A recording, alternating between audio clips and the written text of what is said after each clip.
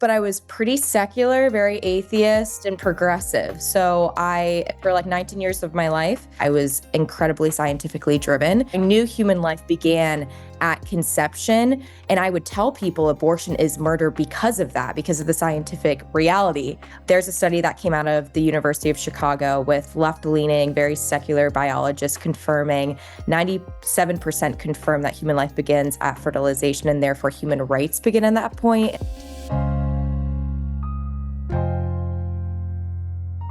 Anna Lulis is an American pro-life activist and social media influencer who actively works to build a culture of life in the United States of America, and she joins me now.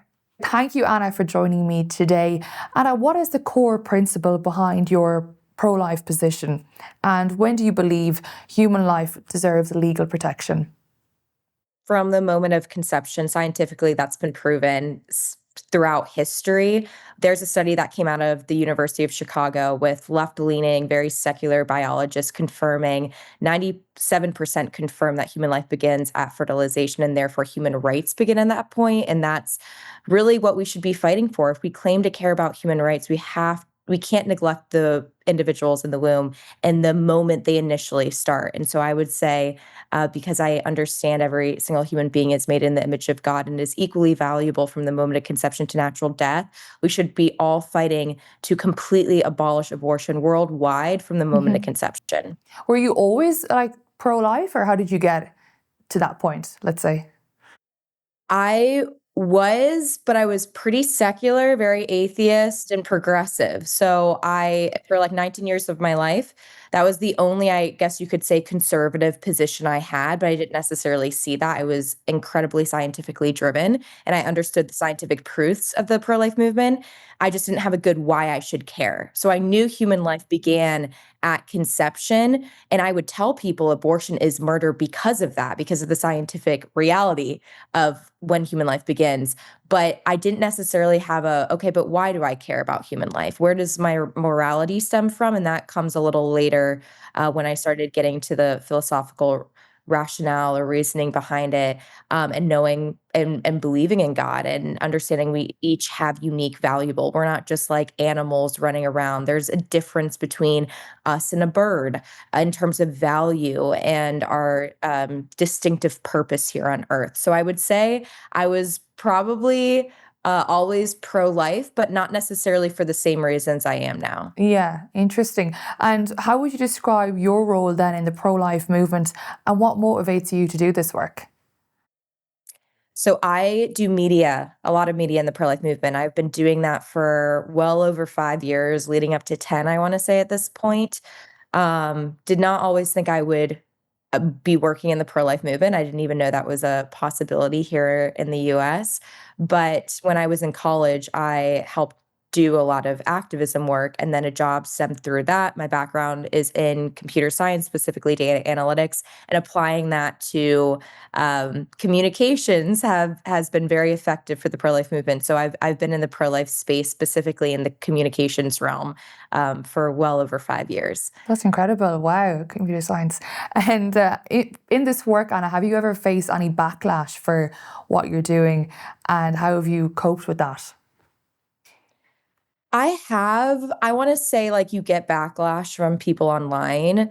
I don't, a lot of people in my life now agree with me on the issue, but it never really affected me. Even when I get criticism about other beliefs I hold, I've just always kind of never been fazed by it. It actually motivates me more. So if you kind of go against me a little bit, it makes me want to do something a little bit more.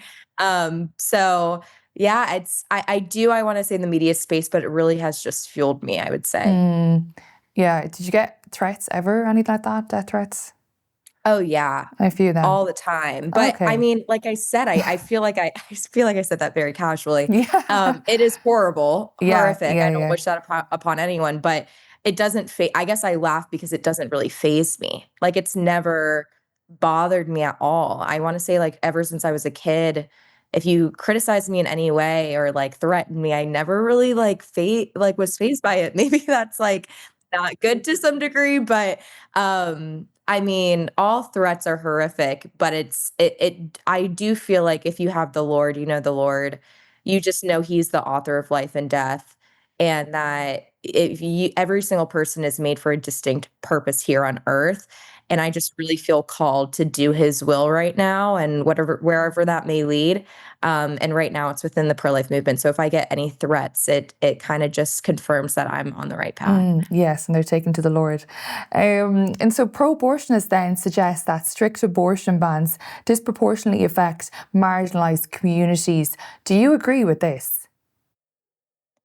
I mean, most Planned Parenthoods here in the United States are predominantly located in minority-based communities, and the reason they do that is because they prey on the most vulnerable, from the unborn to the marginalized, to or not just the marginalized, but impoverished communities. So if you believe you can't financially afford it or whatnot, they tend to fearmonger in terms of their marketing, and they provide themselves or make it seem like they are the solution to a pregnancy when in reality they just end it. They're not solving anything at all. They're actually adding on additional trauma that may be within this person's life. And so they intentionally target marginalized communities, I would say impoverished communities. You can see that with the data here with Planned Parenthood. But that doesn't shock me. I mean, the founder of Planned Parenthood specifically, Margaret Sanger specifically, has talked about exterminating the Black community, going after this disabled, the marginalized, really, and believing that there is some superior race, and deeply embedding her eugenics within the development of Planned Parenthood and the Planned Parenthood we see today. It's funny because Planned Parenthood actually had to denounce their founder, but a lot of her practices are still actively going on within their operations today, and that goes to show with where they place even their locations. That's harrowing. And also, pro-abortionists say that governments should not be able to override their bodily choices. How do you respond to that? I would say, and the bodily autonomy argument is ironic because you're infringing upon the bodily autonomy of your unborn child. So when they say, like, I can have an abortion, or the government can't prevent me from having an abortion because it is my body, the government has the right to prevent you from using your body to harm somebody else's body. And I would say that body is the unborn child. And you can't claim to believe in bodily autonomy but deny the own bodily autonomy of your child. And so the government, yes, doesn't have the right to force you to necessarily do anything, to some degree, right? I think the government, there is a responsibility of the government to protect their citizens in terms of their dignity and value and worth, which is why I don't believe governments should be okay with suicide, because even though there's only one person involved at that point, I still think you're valuable and you should not be able to inflict harm upon your own body. But I do think there needs to be limitations in terms of where the government stands, and their overreach with that, right? So I think if there is a actual threat to bodily harm, whether that be to yourself or to another individual, like an unborn child, the government does have the right to step in and prevent you from doing that. For sure. And what do you think are the biggest misconceptions about the pro-life movement? That we're anti-woman, when the majority of the movement is filled with women.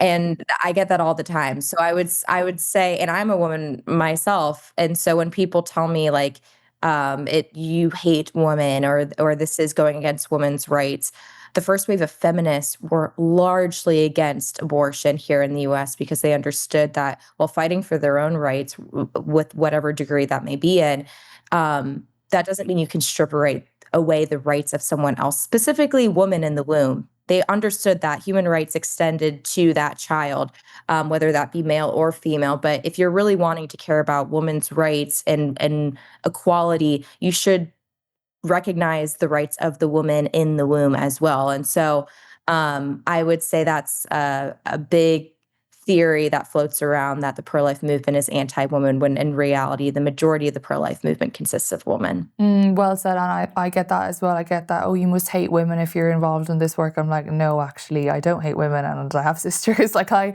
get on with my, female friends. It's not that. We're here to help women. We're not here to fight them. So, Anna, what themes or topics work well on social media, do you think? That's interesting. It fluctuates. I'm a big component on capitalizing off of culture. So make the pro life movement culturally relevant. And the way you do that is to comment on whatever's trending right now in culture and tying it back to the dignity of the human person, whether that be an unborn child, um, motherhood, parenthood. Just really make it seem like there is so much worth and value and dignity within bringing a child into this world and that child's life. So if there's anything within the media that's trending, I'm a big advocate for off in culture and tying it into our just humanizing unborn children at that point. Brilliant. And can you point to one country or US state even that you believe is a successful example of pro-life legislation? Yeah, that's a good question. I would say Florida did a really great job. We had a um, voting amendment, which I'm not sure, like in terms of an international audience, if they're going to understand this, but Florida is a very red state, or we could say conservative state, and they have a heartbeat law into place right now. So we obviously want total abolition, but some incrementalism is still good and needed, especially if you're able to save thousands of unborn children.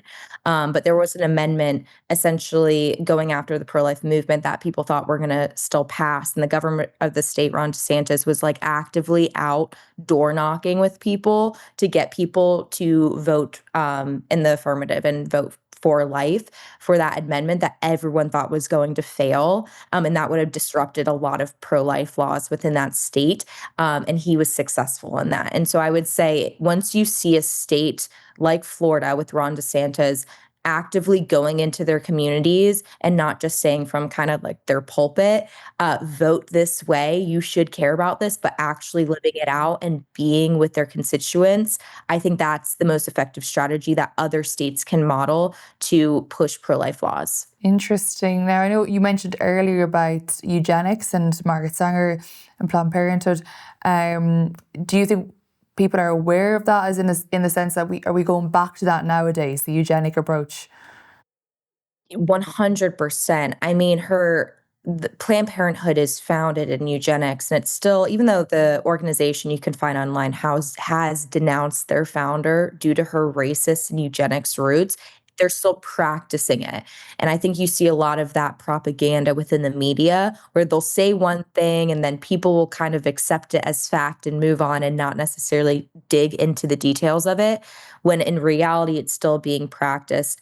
I think what you were struggling with now isn't necessarily exposing corruption, it's getting people to care, because there has been this, because we've dehumanized human beings for so long, we've told themselves their own lives that their own life is not worth living. Why bring a child into this world? I think the view of life has degraded a lot. And so that is really where the battle is. It's not necessarily getting the information out there as much as anymore. It's getting people to care, which is why I'm a big component on like attaching it onto some cultural thing that's trending and like really, or make it personal, like share the stories of a child, a mother who is what, like, struggled, or maybe came from bad circumstances but chose life, and now her child completely reversed the trajectory of her life. Things like that. I think if you're able to make it a little more personal, meet people where they're at, that is the battle that we're really facing, at least here in the States right now. Yeah, I think sharing stories are pivotal. They're so important. And I was just about to ask you, like, how can we show people that we care? How can we encourage people to care about this topic? But you mentioned about Planned Parenthood. Can you share to our supporters a little bit more about what's happening in that? Yeah, so Planned Parenthood here in the States have been defunded for a year. Our goal is for it to be permanently defunded. And so that's kind of where the battle is going on right now within the federal government, is to ensure that's within the next upcoming bill. But because of that, we've had, from my knowledge, over 60 Planned Parenthoods nationwide that has closed or halted their abortions for the time being, which means thousands of lives could be saved because of this. And so for Planned Parenthood to operate, most of their profit is the mutilation of children. It used to be abortion. Now they're expanding into gender ideology, which is very profitable. It all ties back to the same thing, the mutilation of the body. It's very profitable. And so once you're able to cut their funding, a lot of them are forced to shut down, which means a lot of children are saved from being harmed in any degree, whether that be in the womb or outside the womb. And so right now it's been defunded for a year. Our fight is to make that as permanent as possible. We've Arch here, and it's funded by SPUC, which gives post-abortive counselling to women and men who need it. How important is that type of support in your opinion? Largely important. I would say the majority of women who were abortion minded but know that they have some level of support end up choosing life. And a lot of it is due to the man. So even if they're not in like a long committed relationship, if they feel support by the man, not indifference, but active support, then they're more likely to choose life versus if a man is indifferent or doesn't show support.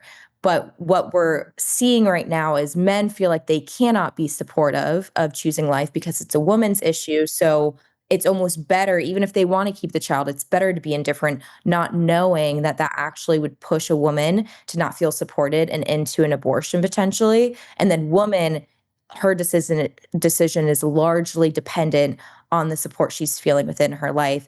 But that's largely contributed to the guy that she's having the child with. So if you're able to provide support to men and women, that naturally would help us with declining abortion rates. And what can we do to encourage men to step up and not abandon women? Because this is what we're hearing all the time, that men are abandoning women.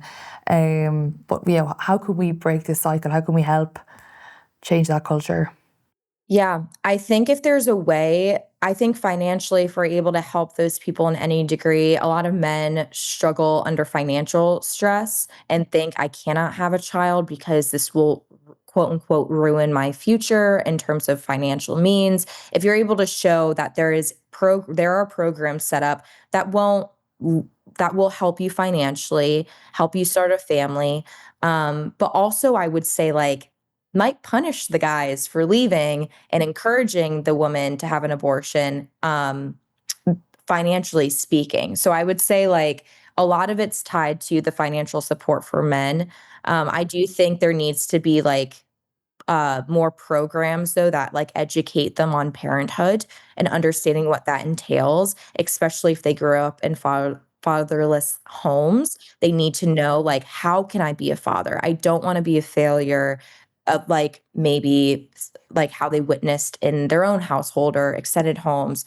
So programs that actually teach them and encourage their own authentic masculinity, true masculinity, and how that goes into being a father.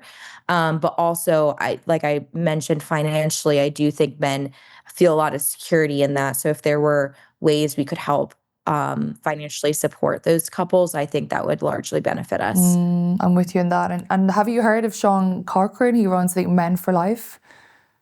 I have not, And no. he's from your country. He does great work with men, helping men, become great fathers. He's in Texas actually, so maybe someone to link up with. So yeah, there's men leading other men in this area and helping him. But I was curious as well of what you thought about, and you're on the ball with what you said there. I think we really need to be offering more support to the guys as well, not just women. Are we on the right track in the US then? I would say so. I think there's a war with our government right now. A lot of powerful people love abortion, which makes sense because a lot of powerful people tend to be corrupt and exploit the most vulnerable. And so I think right now, even though we have a conservative government, there is still that tension with how far can we go to protect human life. I would say it should be from the moment of conception because that's when human rights begin, and everybody's deserving of protection with that. And that's probably our strongest point. But other people who don't necessarily have a full pro-life view or care, I think that's when we are facing the struggle of like how far can we go to protect human life? And our government only wants to go so far. And I don't think it's far enough. And a lot of pro life Americans actually would agree with me. So I would say the struggle right now is with our government. If the power fluctuates and changes, that would still be the case, but it would be maybe more so on the grounds within the states. Um, so I would say government affairs is where the battle's out right now. And then continuing to capture the culture. If you're able to get the culture, you can win a bunch of legal battles. So that is always significant. Like having people still care, post about it, share like information on it, get the culture to care as much as possible, and that will naturally influence the politicians. And should the governments have more incentives for people to have more children, do you think? 100%. I know like Trump created this thing called the Trump accounts. And it got people talking about having kids. Like and some people have said maybe $1,000 is enough to financially invest into a kid, right? But I'm glad we're even having those conversations because before we weren't.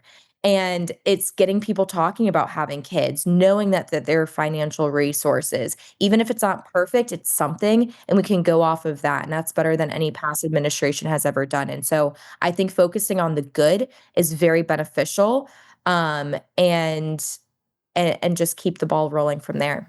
So lots happening, Anna. And thank you so much, Anna, for all your hard work. You're doing great work. And thank you so much for joining me today in studio. Thank you for having me. Thanks.